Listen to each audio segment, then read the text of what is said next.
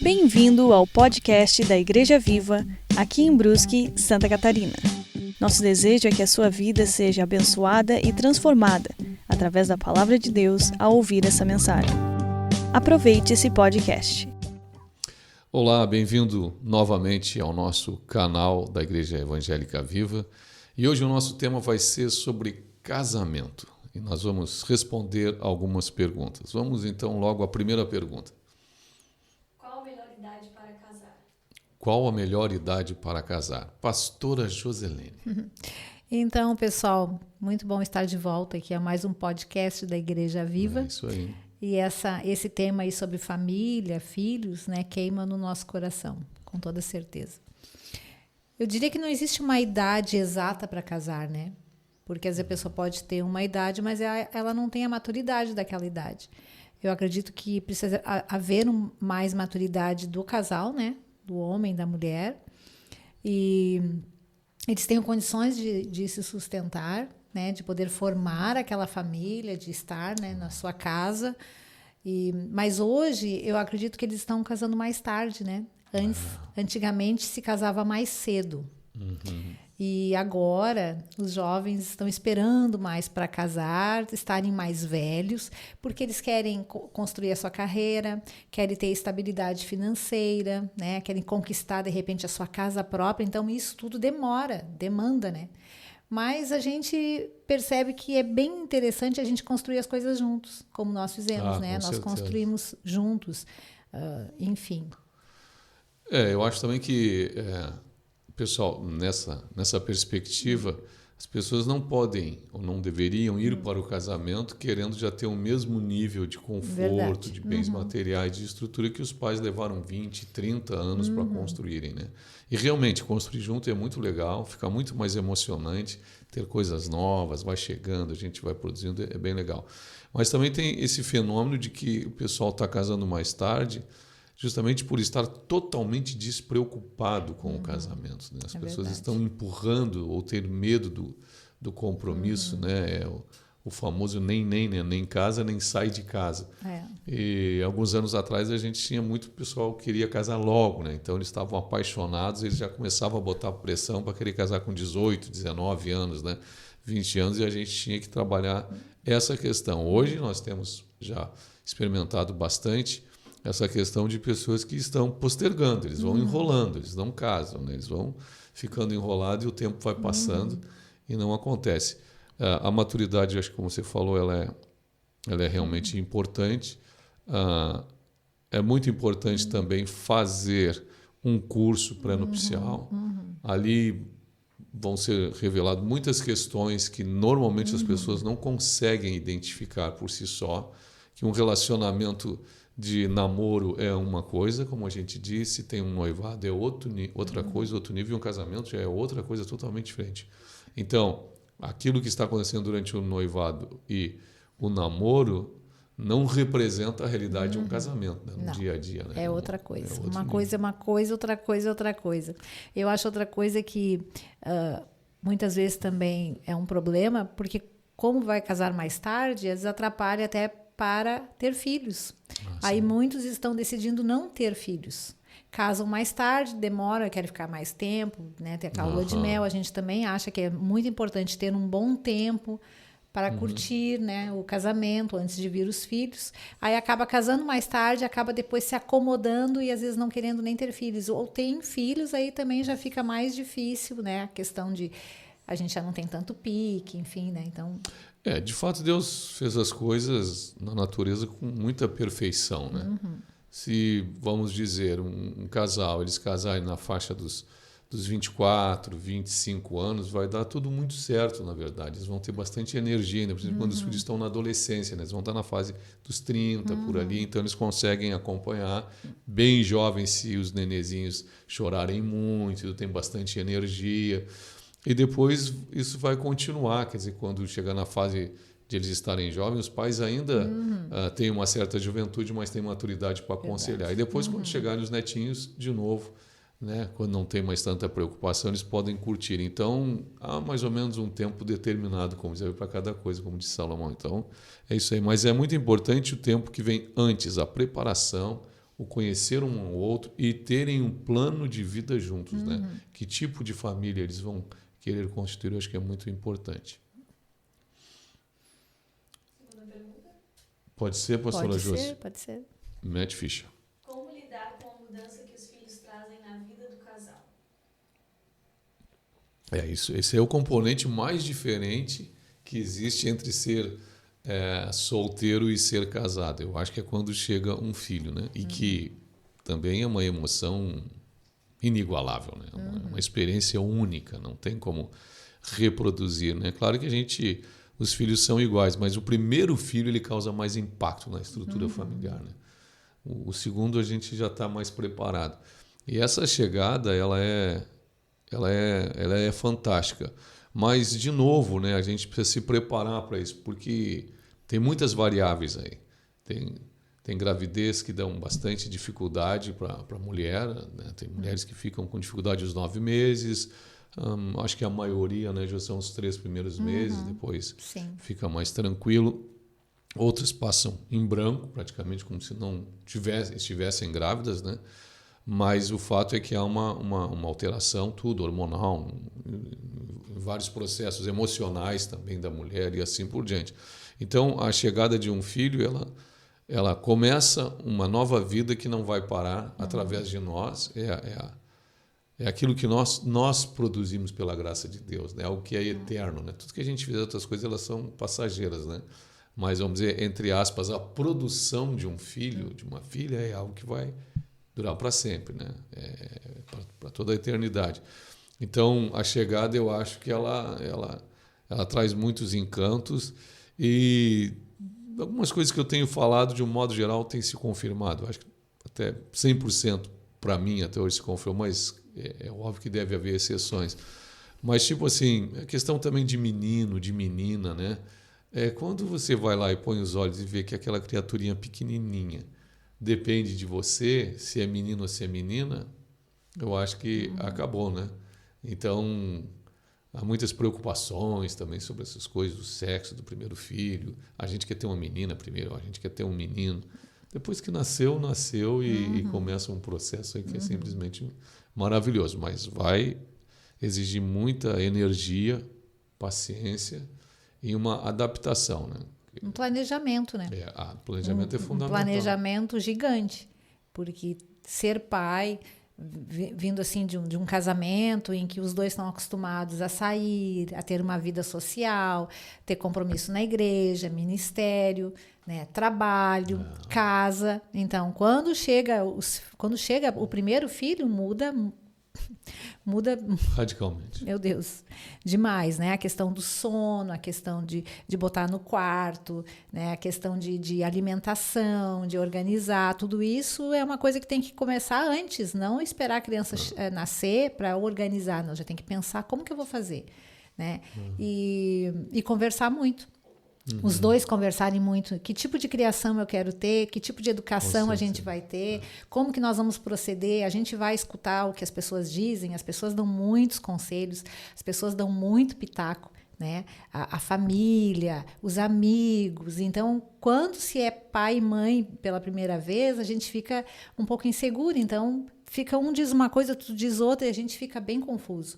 Então, é uma coisa a gente conversar e quem que nós vamos ouvir, né? Onde nós vamos buscar, que fonte nós vamos beber, aonde a gente vai buscar esse conhecimento para a gente poder ter uma criação saudável, né? E uma criação que vai realmente trazer bênção para os nossos filhos. Porque os filhos são herança, são bênção. E ser pai e mãe de um filho é uma coisa.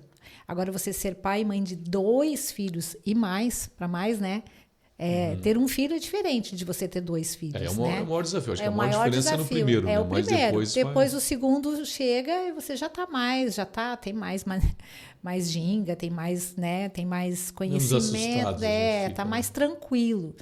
Então eu diria que é bem isso, né? E estudar sobre isso, né? Hoje as pessoas vão no Google, procuram tudo no Google, né? Mas tem que cuidar, né? O Google é um depósito de coisas escritas, entendeu? O Google não tem sabedoria, né? Sabedoria, realmente, a vida ela é muito mais capaz de nos dar do que, apesar do valor do conhecimento, mas nada como se ler bons livros, meditar sobre aquilo, tentar entender aquele autor do que ficar lendo vários artigos separados, assim, variados, que pode até mais embaralhar, às vezes, a cabeça da pessoa do que realmente contribuir para uma formação, né? Dentro daquilo. Agora, por outro lado, né, Josi, a gente precisa reconhecer que os desafios hoje estão muito grandes em relação a ter filhos. São maiores, isso é um fato. Há muita coisa hoje funcionando a todo vapor que é antagônica à estrutura da família, né?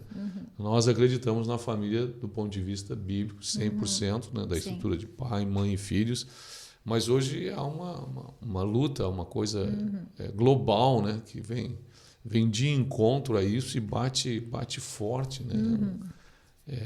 Todo mundo hoje só quer ter direitos, o que é simplesmente impossível, né? Não tem como isso existir ou funcionar. Então, eu acho que mais do que nunca os pais jovens precisam se preparar para a paternidade e maternidade. Precisa ter realmente, fazerem os cursos desafio que tem na igreja, tudo aquilo que é disponibilizado, conversar com pessoas que têm um certo conhecimento e que já passaram por isso e se percebe que tiveram bons resultados. Eu acho que pode e vai ajudar bastante nesse sentido.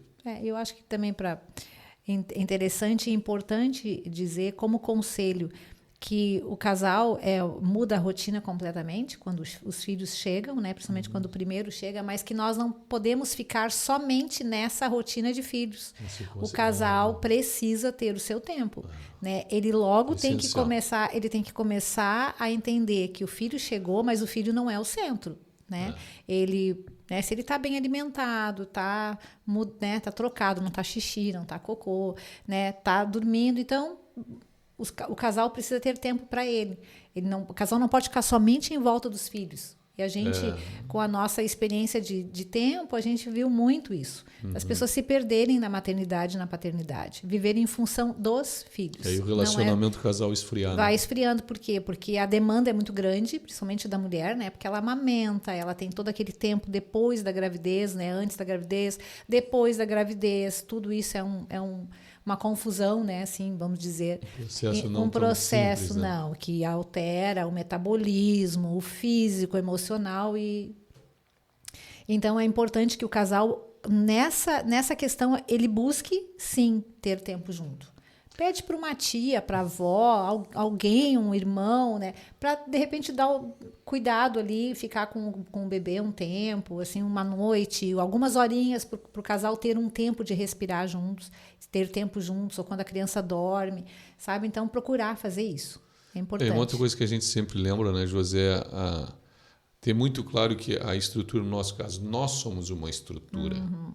Os filhos, eles vêm, mas eles vão. Eles vão ter a estrutura deles, né? Sim. Os filhos já são casados, já começaram, vamos dizer, uma nova árvore, um novo tronco.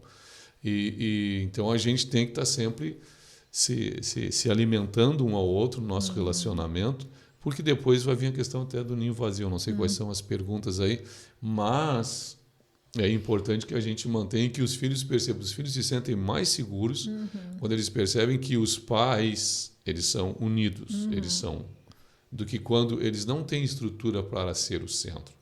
Eles não têm estrutura para tomar decisões. Então, dá muito mais segurança quando, claro que eles não percebem isso, assim, não são conscientes disso, mas os resultados sempre são melhores quando os pais, o pai e a mãe estão realmente afinados. Os filhos têm muito mais chance de serem filhos mais equilibrados, de entenderem melhor o que é uma família, do que quando um quer simplesmente passar a mão e o outro acha que está demais e fica toda aquela situação. E, principalmente desse ponto que você chamou a atenção, que os dois não estão bem alinhados entre si, entendeu? Que eles deixaram que a chegada de um filho foi tomando toda a atenção, e aí isso aí pode esfriar o relacionamento e é muito ruim para todos. Bem isso.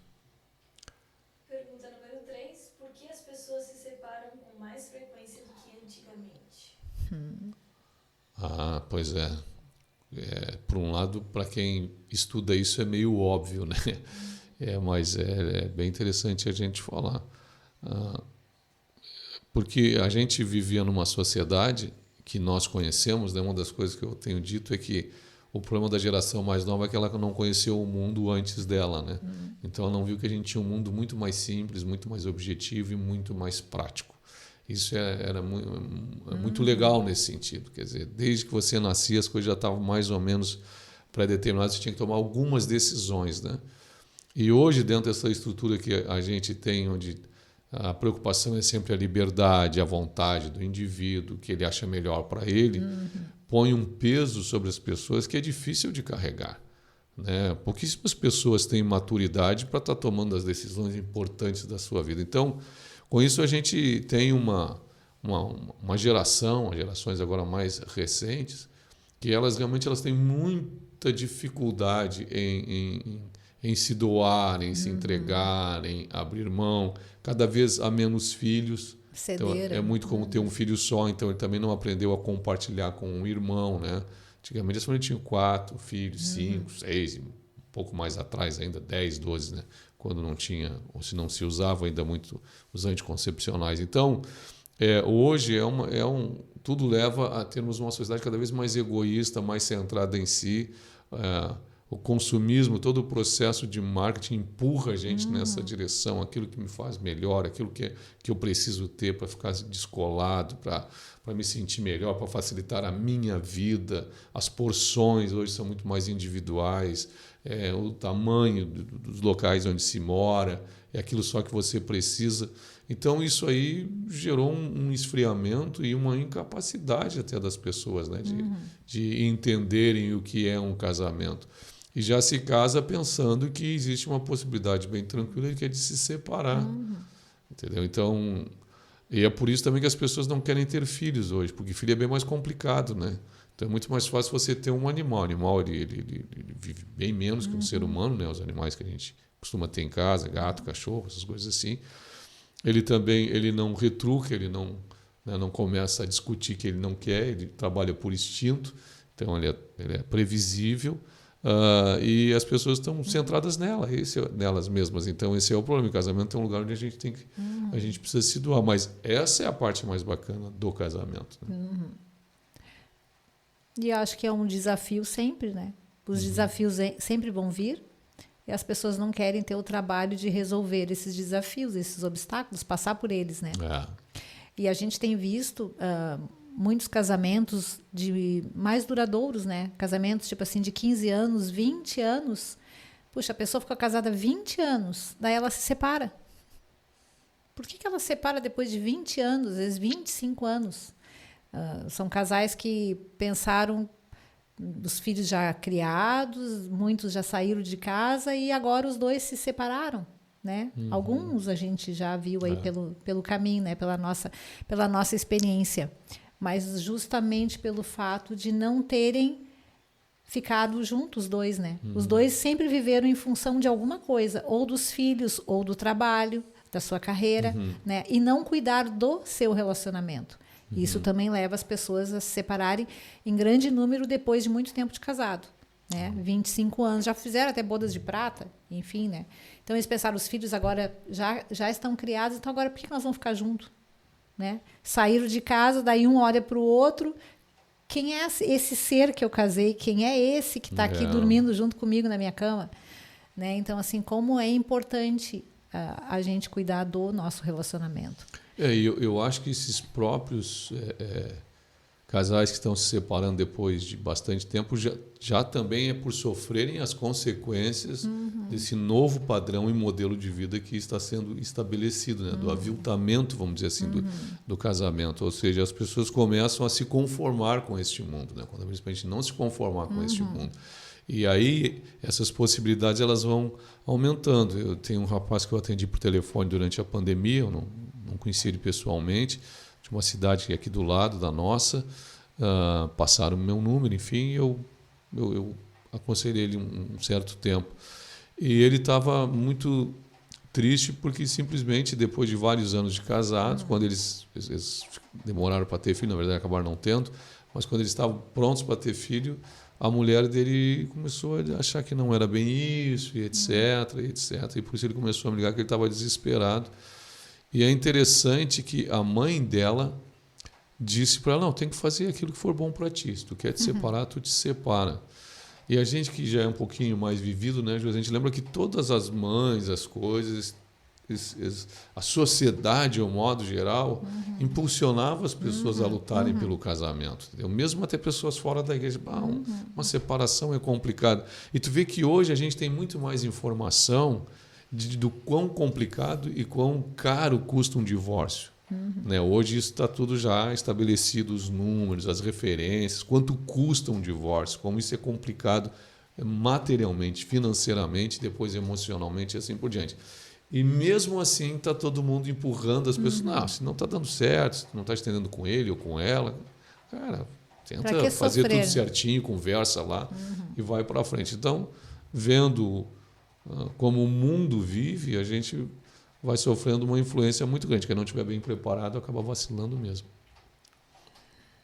O que vocês aprenderam de mais importante nesses quase 35 anos de casamento? Eu aprendi que a Josi não envelhece, né? Então, uma coisa é um fenômeno da natureza. Ai, meu bem. Sempre igual? Pode responder o que é que a pergunta que vocês viram de mudança. Não. O que vocês aprenderam de mais importante? Mais importante. Nesses quase 35 anos? De mais importante. Eu acho que é a determinação, aquela coisa de a gente casou decidido a ficar casado. Né? Não existe outra opção. Então, isso leva a gente a se prevenir mais, eu acho. Né? Leva a te preparar mais, a lutar mais, a prestar mais atenção. E mais do que nunca, eu vejo que isso é extremamente importante. Né? Você começa a namorar com uma possibilidade de alguma coisa, essa brechinha aí pro diabo é uma festa, né? Vai desfilar uma escola de samba por aí. Então, a gente ter lá tido um voto diante de Deus e assumir realmente aquilo ali como sendo uma realidade espiritual essencial para a nossa vida, eu acho que isso é muito importante. Outra coisa também que eu acho que, no meu caso, eu aprendi é que a vida é muito mais complexa do que a gente sempre imagina, né?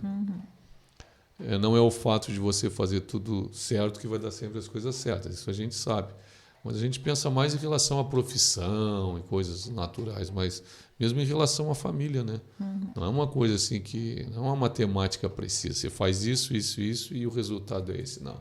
A gente realmente precisa de graça, de Deus, de proteção, essas coisas assim. Então, é um ser vivo, na verdade. Né? Como ser vivo, a família, ela sofre, tem seus momentos de fraqueza, de dificuldade, tem carências às vezes, né? Tem uma quantidade enorme de coisas boas e mais uma quantidade enorme de coisas maravilhosas, mas essa questão de acompanhar e ver que, de repente, famílias que estavam andando, elas, como você falou, de repente resolvem se separar. Assim. Então, a gente vê que, apesar de tudo, há uma fragilidade, ou seja, de fato, agora vivendo isso, a gente percebe quão importante é que a gente encare o casamento como uma aliança, né? Aquele papo lá de não ser um contrato, de ser uma aliança, de não ter prazo de validade, de ser como Deus definiu até que a morte o separe. Né? E, por outro lado, de ser um lugar também muito legal de parceria, de conquista e tantas coisas bacanas. Né? A família para a gente é fundamental, né? É uma ideia de Deus, e o fato da gente estar aí quase 35 anos de casado, vamos completar aí esse ano, dá uma alegria no coração da gente, né? Dizer, nós chegamos até aqui, né? E valeu a pena cada estação que a gente viveu, né? Foram várias estações que a gente viveu. Mas cada uma delas com frescor, com dificuldades, com anseios, com planejamento, enfim. A luta é o que não falta, né, filho? Sempre tem, né? Sempre tem, mas a gente sempre junto, né? Eu acho que e aproveitar cada estação delas, né? Mesmo que seja uma estação mais difícil, tirar um bom dali, né? Tirar coisas boas daquele momento. E a gente eu aprendi, né, que vale a pena. Vale a pena, sempre valeu a pena e sempre vai valer a pena. Né? Até porque a gente pode ser modelo no sentido assim de referência, podemos ser referência para a nossa família, para os nossos filhos, principalmente nossos netos, né? As nossas ovelhas, afinal de contas nós somos pastores, né? as nossas ovelhas, mas para Deus. Que Deus se agrade da nossa aliança, do nosso casamento, do nosso compromisso que nós firmamos diante dele, né? Então, acredito que seja algo que a gente aprendeu e que o Paulo é uma pessoa, a Josi é outra pessoa, bem diferentes um do outro, né? Mas a gente entende o que o outro é e a gente aceita como ele é. Eu não tento mudar o Paulo não tenta mudar a Josi, ele sabe como eu sou. Eu acredito que isso também seja um problema para as pessoas. A gente muda um pouco automaticamente. Isso, mas eu não forcei, eu não casei pensando eu vou mudar o Paulo, tu não casou pensando eu vou mudar a Josi. As pessoas vão pro casamento, que as mulheres têm mais facilidade de cair nessa elas têm essa arapuca, vontade, né? dizer, quando eu casar eu vou mudar fulano. A gente não muda ninguém. A gente não consegue às vezes mudar a própria vida da gente se a gente não se propuser, né? Somente Deus tem essa capacidade se a gente permitir. Mas ao outro, jamais, né? E se for para mudar, tem que ser pelo exemplo, claro, pela influência. Pela oração, enfim. Como é que estamos de tempo e perguntas? Tempo bom para a última pergunta. Beleza. Ok. Uma dica para os recém-casados e uma dica para os que estão casados há mais tempo. Vocês podem dividir de repente. Eu dou para os recém-casados e você dá para os mais. Ok. Pode ser? Pode, claro. Uma dica para os recém-casados. Eu diria que para os recém-casados... A gente acabou de dar que é não querer mudar o outro. Não querer mudar o outro, acho que essa é uma... Eu sempre falo isso, né? Quando a gente está aconselhando, fazendo o aconselhamento pré-nupcial, a gente sempre fala dessa questão, né? De não querer mudar o outro. Eu diria, o outro conselho seria ceder, né? Ceder e se colocar no lugar do outro, ter empatia.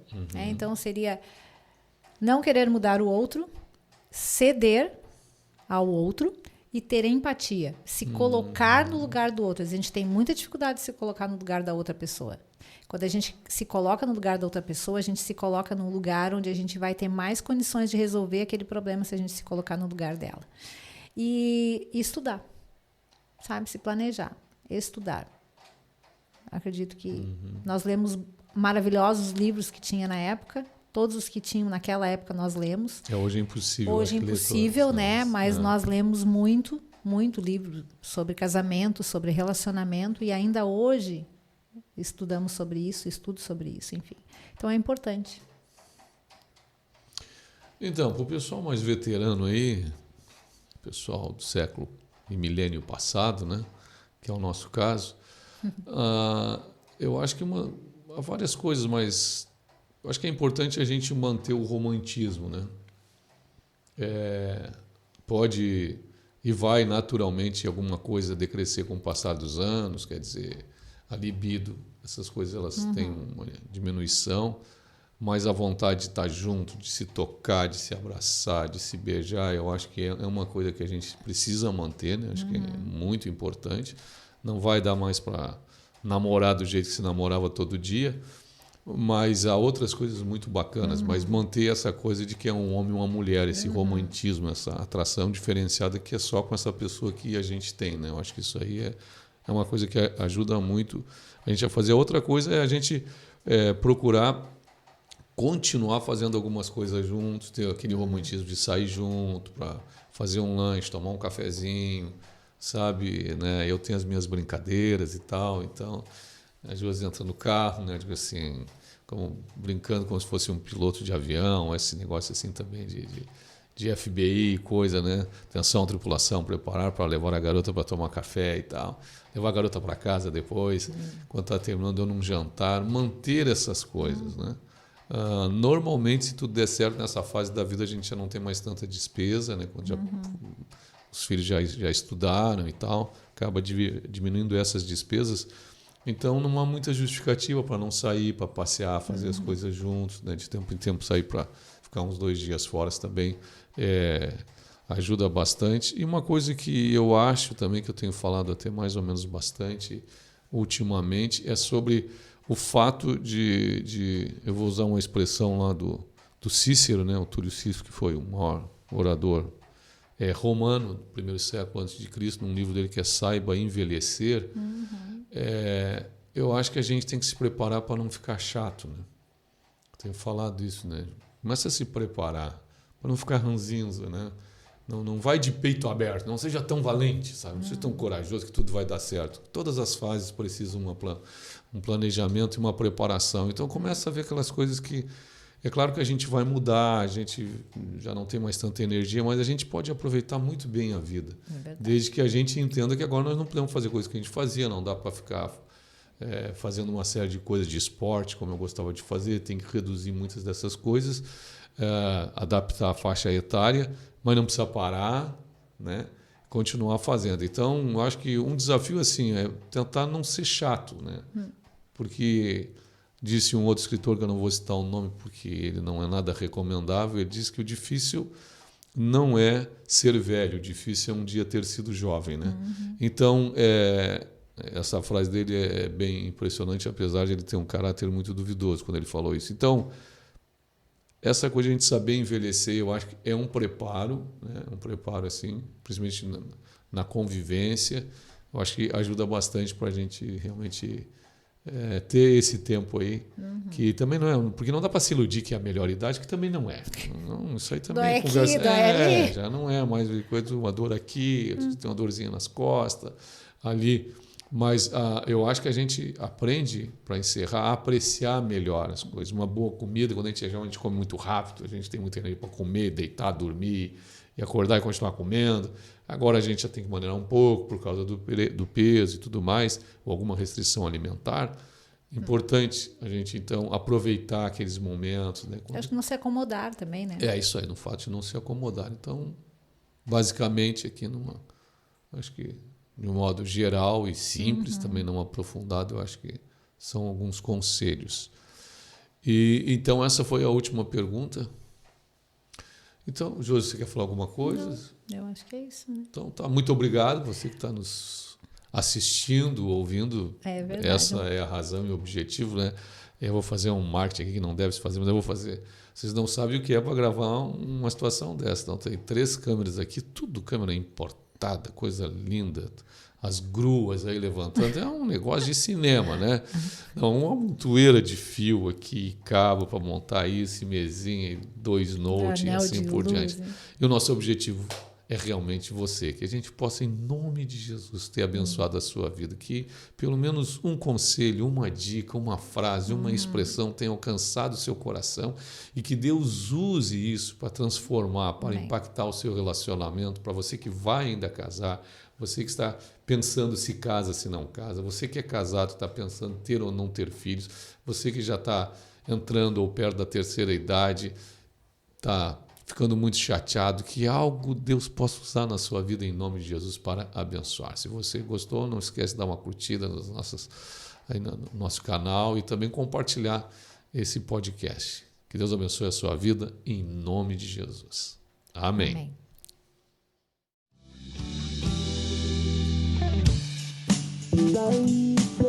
Olá, eu sou o pastor Paulo da Igreja Viva.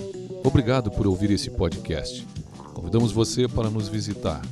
Mais informações, acesse o link da bio. Deus abençoe a sua vida.